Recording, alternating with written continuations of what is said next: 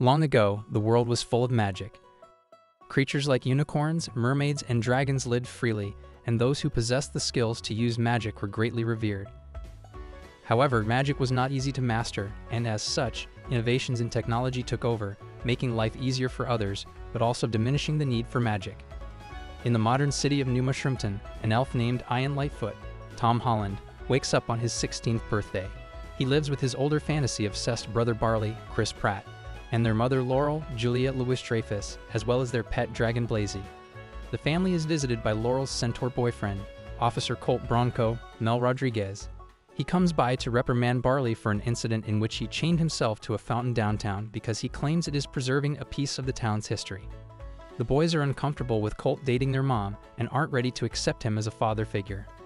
Before going to school, Ian stops to get breakfast and meets another elf named Gaxton.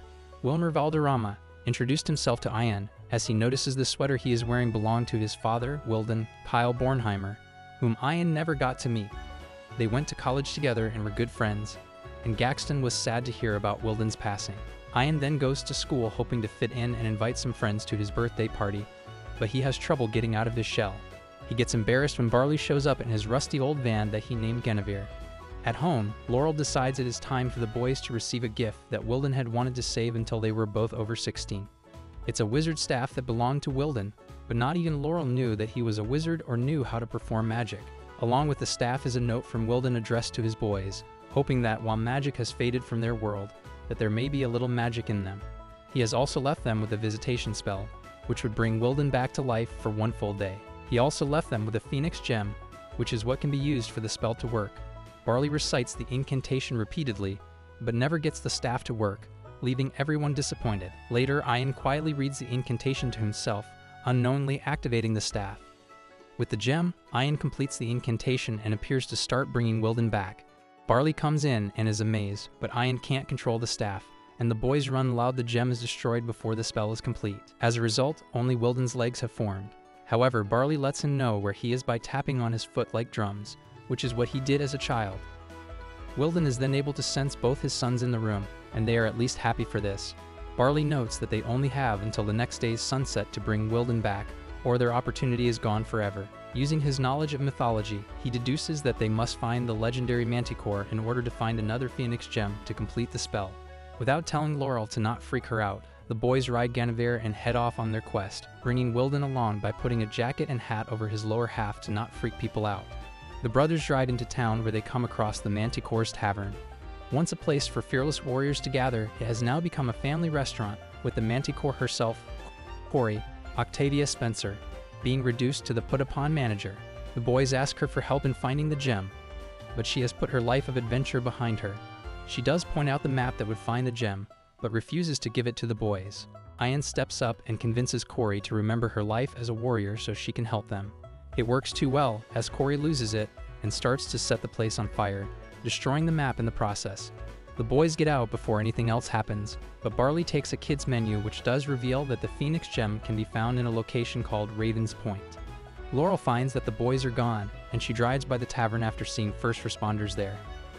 She overheard Corey mentioning two teenaged elves. Knowing she means her sons, Laurel sneaks Corey out of there so she can help find them, as Corey had failed to mention to the boys of a curse that will happen if they try to remove the gem from its resting place. Corey mentions that they need to find her old sword, Curse Crusher, in order to defeat the beast that will awaken to protect the gem.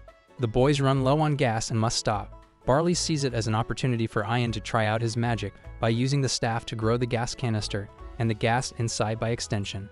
Ian tries it but accidentally shrinks Barley. They walk into town to find a gas station, arriving at the same time as a group of aggressive biker sprites. After getting gas, Ian finds Barley trying to talk to the sprites' leader, Dewdrop, Grey Griffin, only to anger her and the others when bringing up how sprites used to fly. It gets worse when Wilden accidentally knocks over their bikes.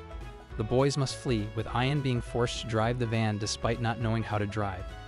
The sprites chase after them on the parkway with their bikes, even making their way into the van to attack, but the boys manage to shake them off and get away from them as they head back onto the road for their quest. After Barley grows back to a normal size, the boys have a moment where they dance with their father's legs, genuinely enjoying themselves.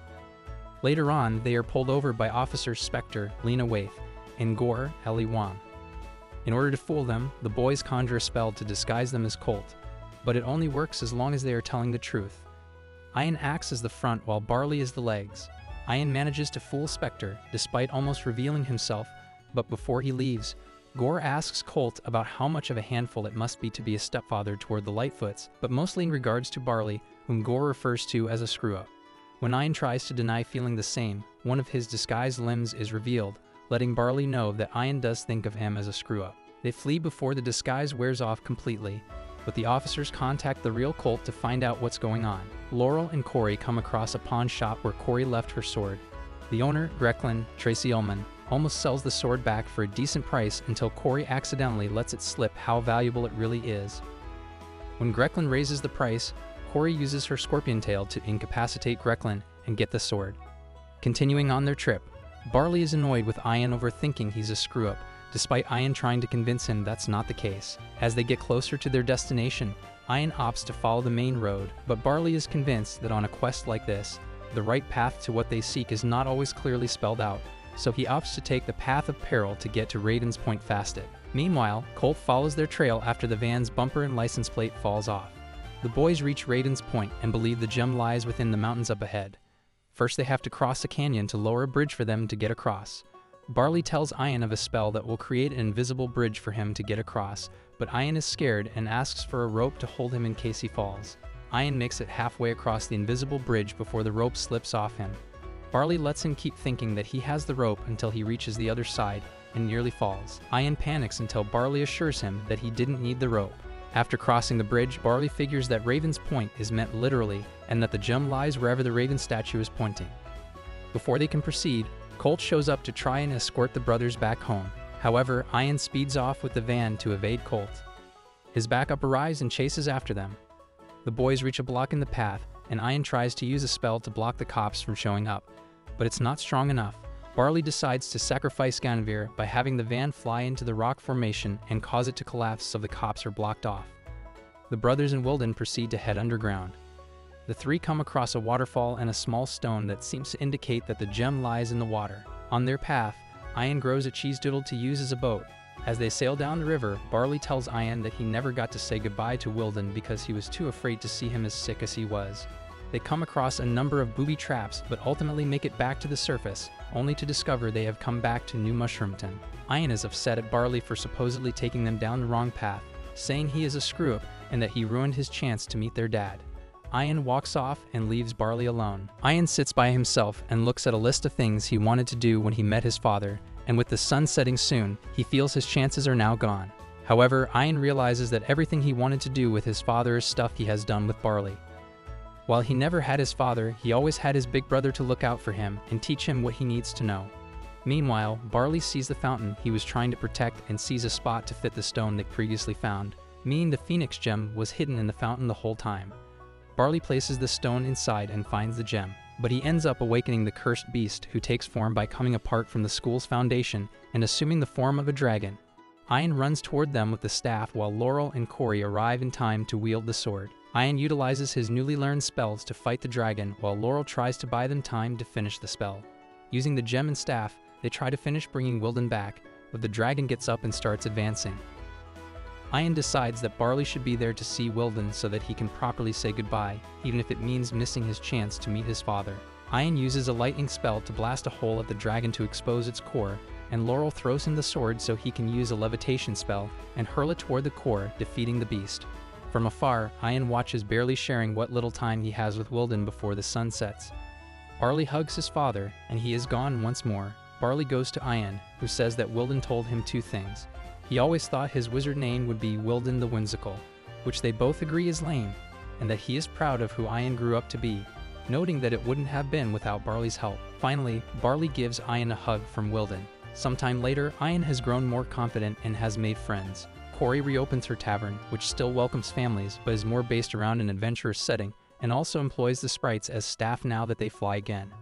The boys accept Colt as a new father figure. Barley gets a new van, which he dubs Ganvir 2.